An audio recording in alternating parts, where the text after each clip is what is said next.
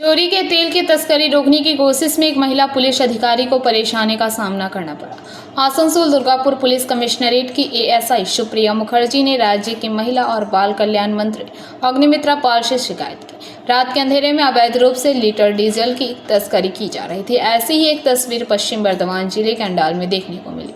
चुनावों के बाद बंगाल में भाजपा की सरकार आई और तब से भाजपा सरकार ने पुलिस प्रशासन को कई तरह की असामाजिक, अनैतिक और अवैध गतिविधियों के खिलाफ सक्रिय रहने का निर्देश दिया है।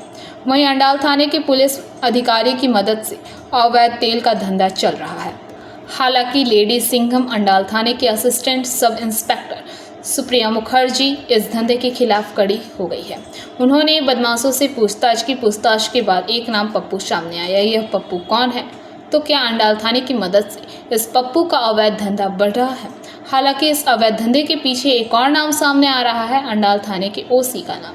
उनके कहने पर बदमाश बच निकले, लेकिन क्या तृणमूल की एंटी सोशल एक्टिविटीज का दाग अभी भी एडमिनिस्ट्रेशन से नहीं मिटा है?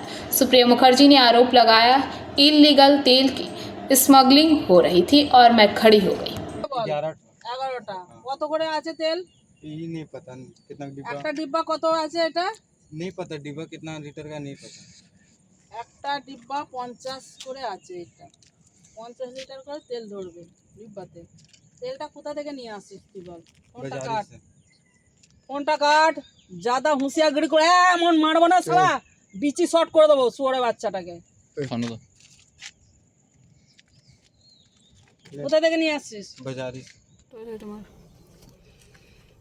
আপনার নাম কি? মুন্না সিং। আপনি এই তেলের ব্যবসা কবে থেকে করছেন?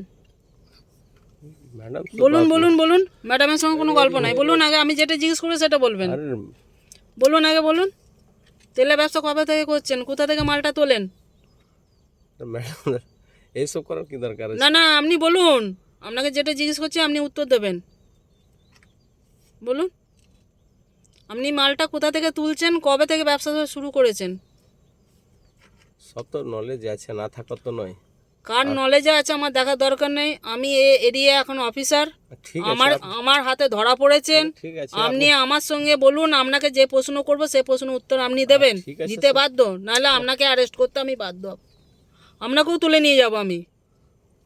নলেজ তো আছে আপনাকে। কার নলেজে আছে? আমার তো নলেজে নেই। আপনাকে আমি চিনিও না। ঠিক আছে আপনি আপনাকে আমি চিনিও না। না ঠিক আছে সে আমি বলছি আপনি চিনেন, আমি তো বলছি না ম্যাডাম। আপনি জিজ্ঞেস করেন। কাকে জিজ্ঞেস করব? কে হরিদাস পাল আছে? কাকে জিজ্ঞেস করব? তোমার বাবাকে পয়সা দেবে, তোমার মাকে বলবে যে পয়সাটা জিজ্ঞেস করো। হ্যাঁ, তোমার বাবাকে তুমি পয়সা দেবে, তোমার মাকে জিজ্ঞেস করবে যে আমি কত পয়সা দিয়েছি।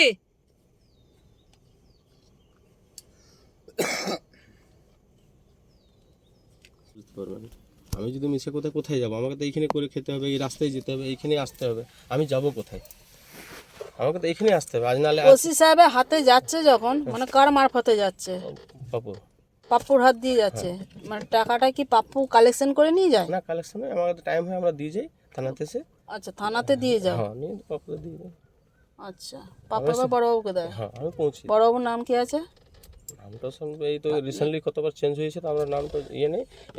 রিসেন্টলি আমাদের ডাকে একটা চেঞ্জ হয়েছিল, উনিও ফোন করেছিলেন বড়বাবুর সামনেও। তো সেটা নিয়ে একটু ইয়ে ছিল। আমি তখন বাড়িতে ছিলাম, তো আমার বোনের বিয়ে ছিল এই 7-8-10 দিন আগে। তো ওইটাও একটু ডিসপুট ছিল। তো ওসিদার মানে আপনার বড়বাবুর নলেজ আছে, না থাকো না আমার নাম জানে উনি। বড়বাবুর নলেজে না থাকলে তোমার পয়সাটা কেন নেবে? হ্যাঁ সেই তো বলছি ম্যাডাম। বড়বাবুর নলেজে না থাকলে পরে ওসি কেন নেবে? নলেজে আছে বলেই তো পয়সাটা দিচ্ছ তুমি। তো পয়সাটা কিসের জন্য দিচ্ছ? তোমার চুরার মাল নয়, ঠিক আছে ম্যাডাম, তোমার অরিজিনাল মাল। চুরির মাল এসেছে ম্যাডাম। তো কী করতে হবে আমি তো বলছি ম্যাডাম, কী করতে হবে বলুন না। আমি কি, আমার 5টা কাজ আমি বলে দিয়েছি তোমাকে। ঠিক আছে যে আমি গাড়ি সিজ করব, তোমার মাল সিজ করব, তোমার 2টো ছেলেকে সিজ করব, আপনাকে সিজ করব, মানে তো আপনাকে অ্যারেস্ট করব আমি। আমার 5টা কাজ, 5টাই কাজ করব আমি।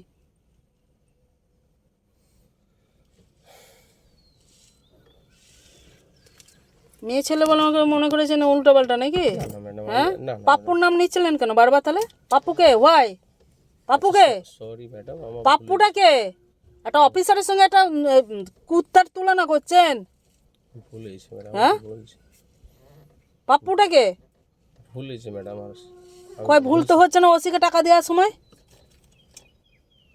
এটা আমি অন্ডাল থানায় এখন বর্তমানে পোস্টিং আছি। আমি নাইটে পেট্রোলিং করতে বেরিয়েছিলাম, মোটামুটি বুধ কিংবা মঙ্গলবারে বেরিয়েছিলাম। তো আমাদের হরিশপুরে একটা পেট্রোলের ট্যাঙ্ক গেছে, সেইখানে আমরা আগে চুরি হয়েছিল, সেই কারণবশত ওইখানে আমরা ওয়েটে দাঁড়িয়ে থাকতাম যাতে কেউ না চুরি করে, সেই জন্য আমরা ওইখানে দাঁড়িয়েছিলাম। তো হঠাৎ একটা গাড়ির চোখে পড়ে, আমার সন্দেহ হয়। তো সন্দেহটা হয় এই কারণে যে সন্দেহ হয় সেই কারণবশত আমি আমার ড্রাইভারকে বলি যে যত এই গাড়িটা যাচ্ছে একটু দেখে নিই ব্যাপারটা কী হলো, আমার সন্দেহ লাগছে। তো যখন আমি গাড়িটাকে নিয়ে ধাওয়া করি, তখন কিন্তু যে ওই গাড়ির মধ্যে যে ড্রাইভার ছিল, সে ড্রাইভার কিন্তু আমাদের গাড়িটাকে ফলো করে, তার ফলে কি করে ও গাড়িটা কিন্তু ছুটিয়ে নিয়ে যায়। এবার সেখানকার রাস্তাঘাট সেরকম ভালো না, ভাঙাচুরা আছে বলে সেই জন্য গাড়িটা এগোতে পারে না।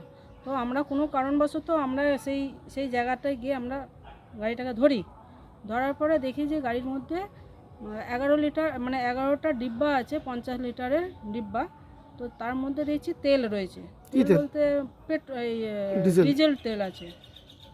তো ড্রাইভারকে জিজ্ঞেস করলাম যে তেলটা কোথা থেকে কী নিয়ে আসেন, কাগজপত্র দেখান, এসব আমাকে কোনো কাগজপত্র দেখাতে পারলো না। এবার সেই কারণবশত আমি তখন ড্রাইভারটাকে প্রশ্ন করলাম যে তেলটা কার কাছ থেকে নিয়েছেন।